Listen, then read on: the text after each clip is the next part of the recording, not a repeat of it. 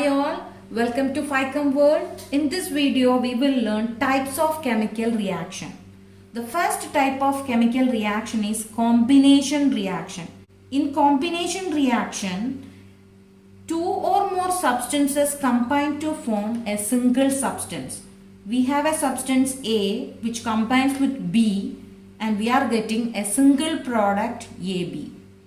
If we have more than one substances on the reactant side, no problem, we are getting a single product again.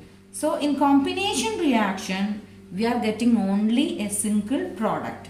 Okay, let's check with some examples. Burning of coal. Coal is carbon itself.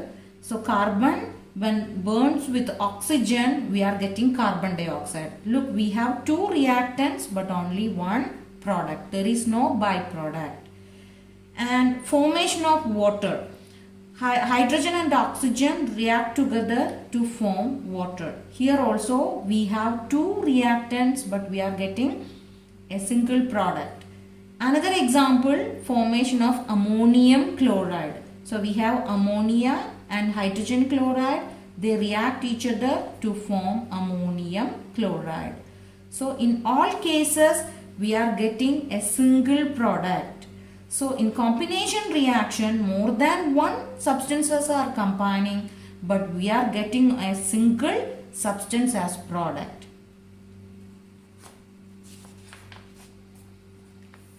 Another example is a very important example. We have calcium oxide react with water and getting calcium hydroxide. Calcium oxide is also known as quicklime.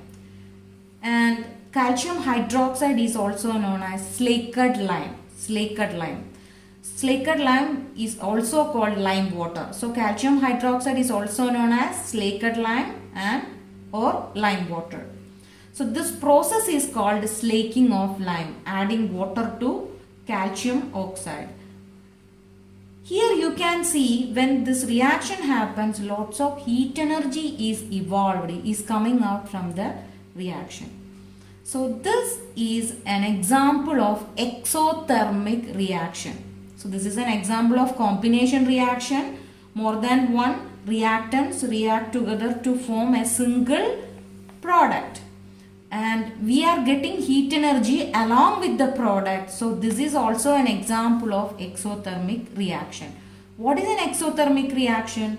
The reactions in which heat is released along with the product are called exothermic reaction.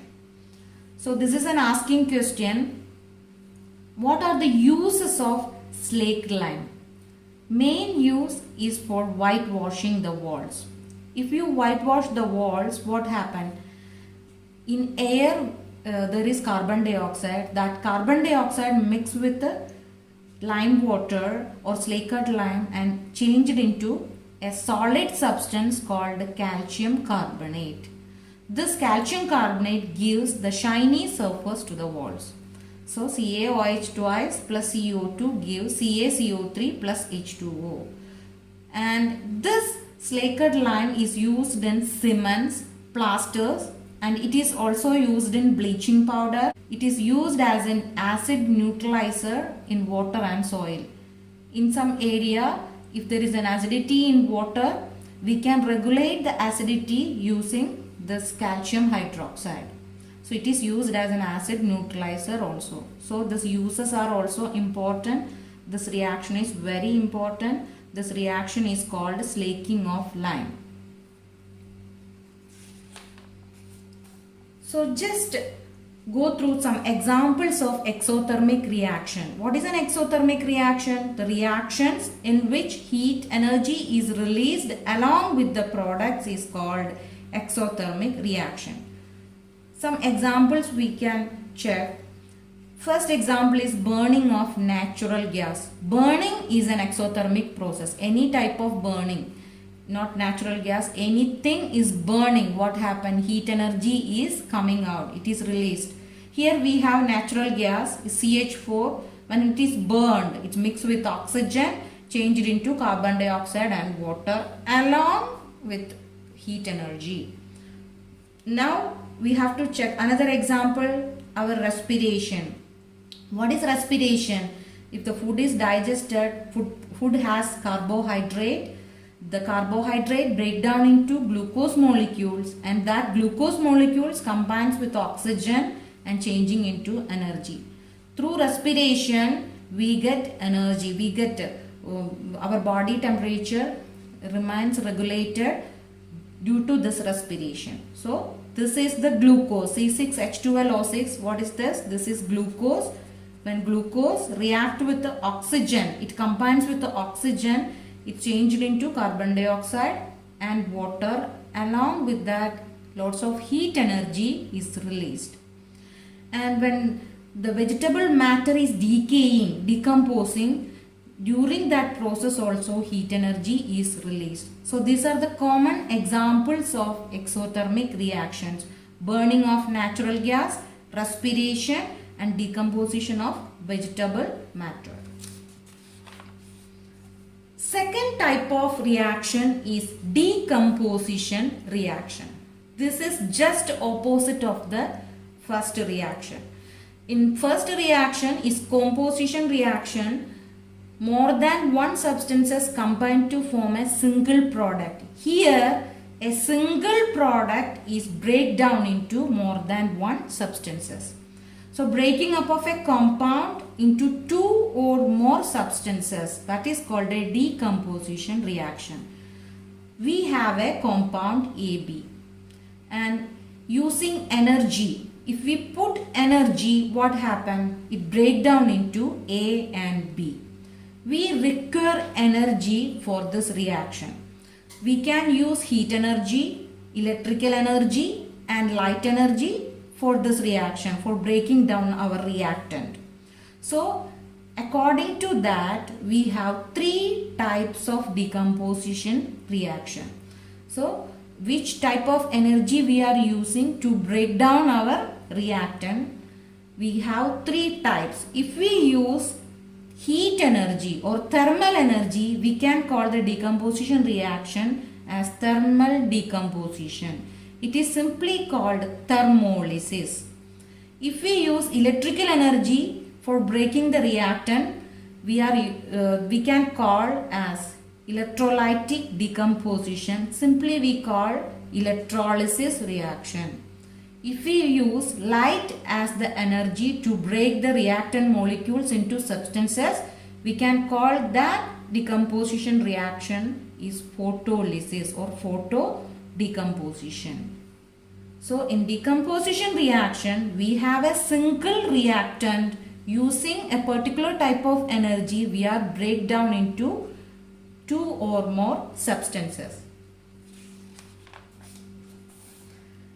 Now we have to check with some examples for thermal decomposition reaction. I have an example here.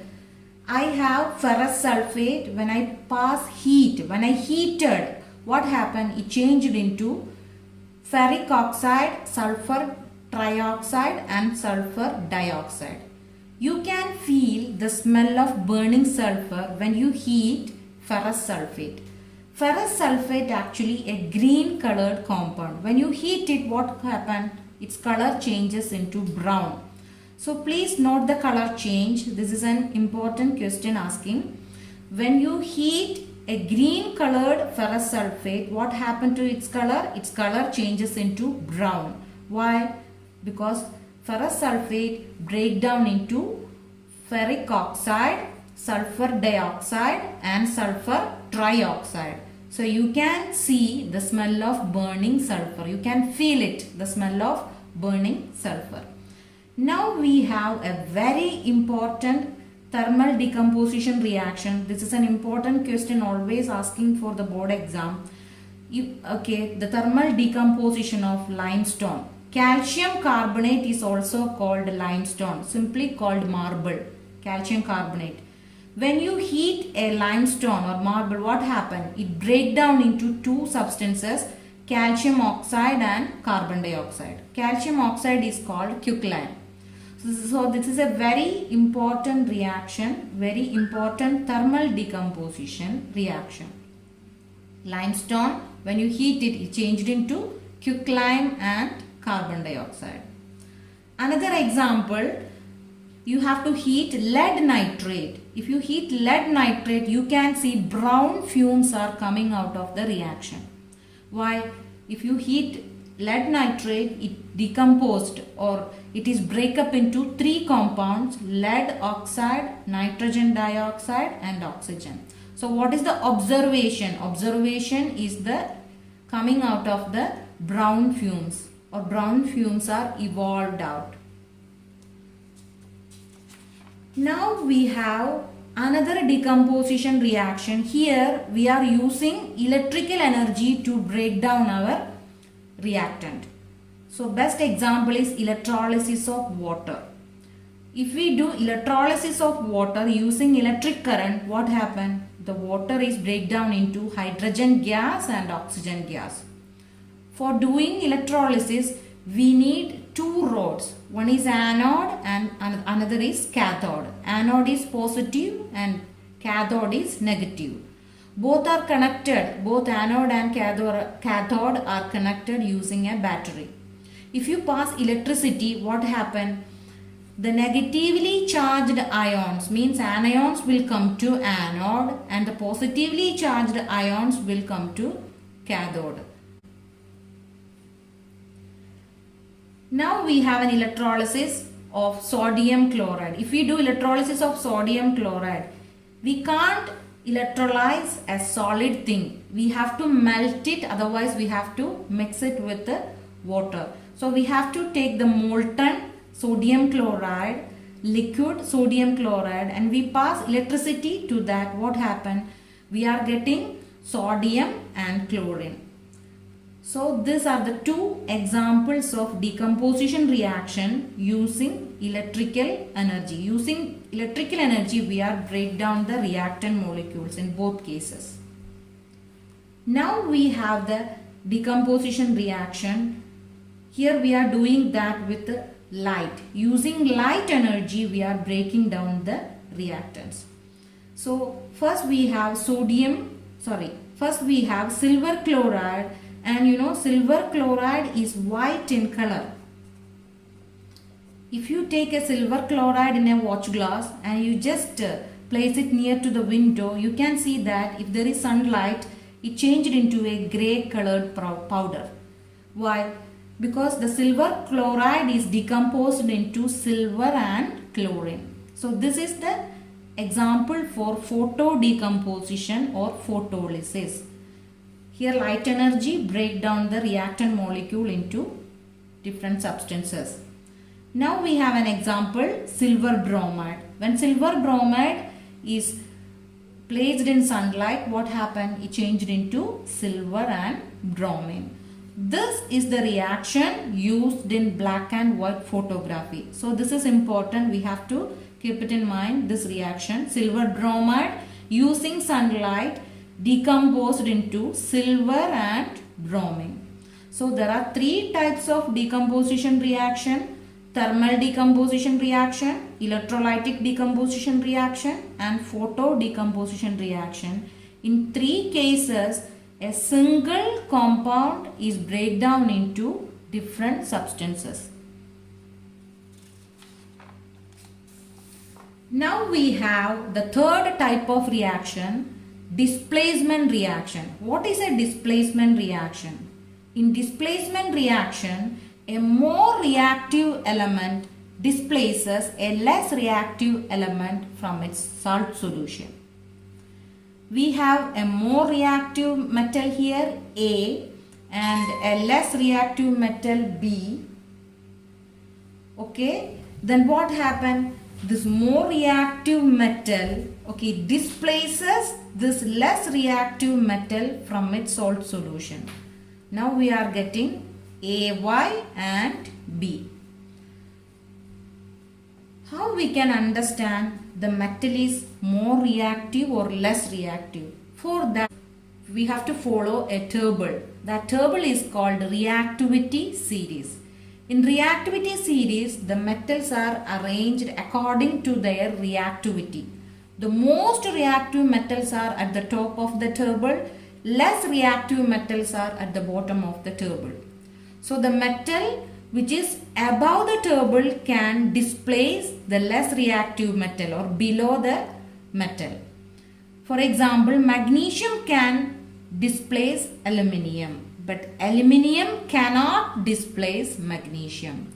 The top metals can displace the bottom metals, but the bottom metals does not able to displace the top metals.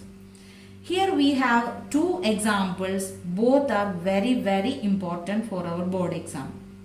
So what I am doing, I am putting an iron nail in copper sulfate solution. So what happened to the color of the solution and what happened to the nail? So copper sulfate solution is blue in color. So I am putting an iron nail. What happened? Iron is more reactive than copper. Why? Because iron is at the top, copper is at the bottom. So iron displaces this copper. Iron displaces this copper and we have ferrous sulfate and copper now.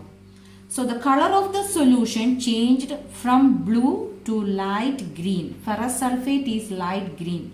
If you taken the nail and check, you can see it is coated with a brown colored substance. That brown colored substance is copper. So this is an asking question, very important. So if you put an iron nail, what happened to the color of the copper sulfate solution? Color changes from blue to green. And what happened to the nail? The nail is coated with a brown colored copper. Now I have a zinc strip. I am dipping that zinc strip in copper sulfate solution. What happened to the color of the solution and what happened to what are the changes to the nail? What are the changes to the zinc strip? Copper sulfate is blue in color. When I put zinc strip into the copper sulfate solution, what happens? Zinc is up and copper is down. So zinc will displaces copper from its solution. So zinc displaces copper. Now we have zinc sulfate and copper. If you take the zinc strip, what you can see? It is covered by brown color substance. What is that brown color substance? It is nothing but copper. So these two reactions are very important. This is an example of displacement reaction. In displacement reaction, the more reactive element displaces a less reactive element from its salt solution. Now we have double displacement reaction. What is a double displacement reaction? Here also one element displaces another, but another element also displaces the other one. Means here there is a mutual exchange of ions or atoms happen. For example, AX react with BY. A displaces B and B displaces A from the solution. So we are getting AY and BX. This is the best example. This is very important also. Sodium sulfate. This is aqueous and barium chloride. When we mix the two, what happened? You are getting an insoluble substance is barium sulfate. We can call that insoluble substance or solid which comes from the solution as precipitate and sodium chloride. The sodium chloride are called spectator ions, means Na plus and Cl minus, which remains in the solution. So the ions which remains in the solution we can call as spectator ions. How the precipitate is forming? Precipitate is formed by the barium ions. Ba2 plus ion combines with the SO4 2 minus ion. So we are getting a precipitate. How this happens? Sodium ion displaces barium from barium chloride and barium ion displaces sodium from sodium sulfate. We are getting barium sulfate and sodium chloride. So there is a mutual exchange of ions happening here. So this is called a double displacement reaction. Now we have to study about oxidation and reduction. What is oxidation? Oxidation is the gain of oxygen, or we can say that oxidation is the loss of hydrogen. Reduction is the loss of oxygen or gain of hydrogen. Oxidation, gain of oxygen, reduction is loss of oxygen. So if a substance gains oxygen during a chemical reaction, we can say that the substance is oxidized. Otherwise, a substance loses oxygen during a chemical reaction, we can say that the substance is reduced. Just check some examples. Here I am heating copper. So copper is added with oxygen. So this is a simple example of oxidation. Why? Because this copper added with the oxygen. Now this copper oxide has a color black. If you pass hydrogen over the heated copper oxide, the black color is changed into brown. The copper oxide, we have copper oxide, that copper oxide, we are passing hydrogen. So what happened? Its color changed from black to brown. Why? Here, look at the copper oxide, CuO. CuO now changed to Cu.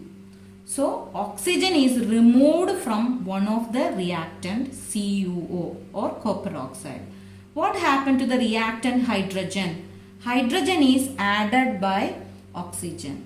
So a reactant is added by oxygen means that reactant is oxidized, or this is an oxidation reaction, addition of oxygen. Here hydrogen is added with the oxygen. Look at the another reactant, copper oxide. Here we have oxygen, but copper oxide is changed into copper. Oxygen is removed from the reactant. So removal of oxygen is called reduction. So in the same reaction, one reactant get oxidized while the other get reduced. So this is called a redox reaction, simply called oxidation reduction reaction. Both are happening in the same reaction itself. That reaction is called redox reaction.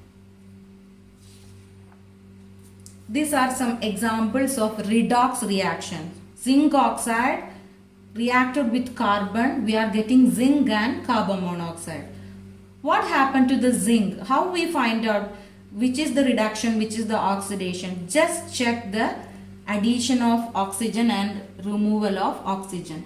Zinc oxide is changed into zinc. So what happened to the zinc oxide? Oxygen is removed. Removal of oxygen is reduction. Then what happened to the carbon? Carbon is changed into carbon monoxide. Oxygen is added to carbon. So addition of oxygen is oxidation. Now we have another example. Manganese dioxide reacted with hydrochloric acid is changed into manganese chloride, water and chlorine. How we can find out which one is reduced, which one is oxidized? Look at manganese dioxide. MnO2 changed into MnCl2. What happened here? Oxygen is removed from manganese. So this is the reduction reaction. Manganese oxide to manganese chloride. So manganese oxide is reduced here. And what happened to the hydrochloric acid? Hydrogen is removed. So removal of hydrogen is oxidation. So addition of oxygen happens. Addition of oxygen is oxidation, and the removal of hydrogen also oxidation. Here hydrogen is removed from hydrochloric acid, so we are getting chlorine. So removal of hydrogen is oxidation. So we have to check some effects of oxidation in our daily life. Corrosion is the best example for oxidation in our daily life. What is corrosion? Corrosion means metals when attacked by oxygen, water, acid or any other substance found in the environment which weakens the metal. Metal is decayed. The strength of the metal is reduced. That process is called corrosion. The best example for corrosion is rusting of iron. Rusting of iron. What is rust? Rust is a chemical compound. Okay. What is the chemical formula of rust? Fe2O3 XH2O. Simply it is called hydrated ferric oxide. That is rust. chemical formula of rust is hydrated ferric oxide. And another example for corrosion is black coating on silver. You can see there is a black color over silver. Okay, that is another example. And sometimes you can see a green color, green coating on copper. That is also an example for corrosion. Due to this rusting, lots of problems are happening. It damages the car bodies, bridges, iron railings, ships, etc. So how to prevent the rusting of iron? So we can use 4 methods. More than 4 methods are available, but at least 4 methods we have to study. Just we have to paint the iron object, painting or oiling or coating with a plastic or greasing. These are the common prevention method of rusting. The second effect of oxidation in our daily life is rancidity. This is very important. What is rancidity? The food materials containing oil or fat left for a long time, its smell and taste changing. There is a bad smell. Due to oxidation of fats and oils, this is happening. This process is called rancidity. So how to prevent the rancidity?